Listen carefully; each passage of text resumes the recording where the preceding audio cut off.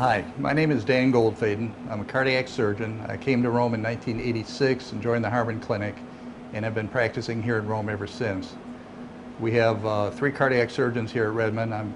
My 2 partners and myself. One of the unique things that we have at Redmond is that all of the cardiac surgeons and the cardiologists are part of the same group. We're all practicing in the Harbin Clinic.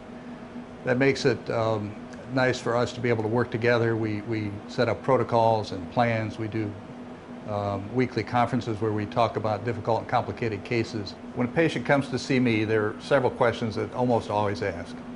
One is, do I need this operation? And we spend a fair amount of time explaining to the patients why we're recommending surgery. And I always sit down with them and talk to them about what the alternatives are. They can have, generally for coronary disease, which are the majority of the patients that we see for coronary bypass surgery, they can have medical treatment, they can have angioplasty or stent implants that the cardiologists do, or they can have bypass surgery. And depending on what the findings are at the catheterization, we'll sit down and explain to them why we think one is the preferred method. It amazes me, time after time, I've been doing this 25 years, that patients will sit with me for 5 or 10 minutes, and generally, I've never met them before.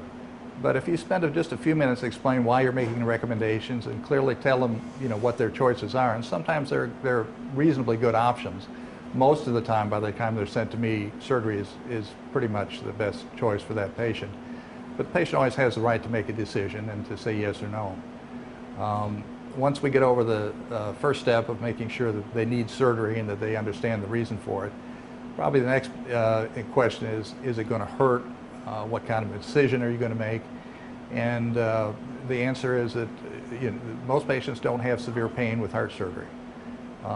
We obviously sleep during the operation, but we're pretty good these days about keeping patients comfortable. The incision that we use for most heart patients is a standard sternotomy incision up and down the middle part of the chest. But for special situations, we'll use smaller, more minimally invasive or lesser incisions.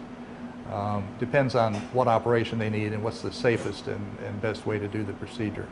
When I came to town in 1986, Redmond already had a cardiology program that had been in practice here for about 14 years, I believe. Dr. Ray Young was the first cardiologist here, and by the time I came, he had recruited several partners, and there were 5 cardiologists in town.